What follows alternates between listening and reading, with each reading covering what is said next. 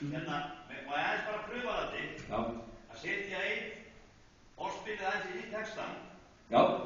Ef það kemur inn til poppar. Já. Ok.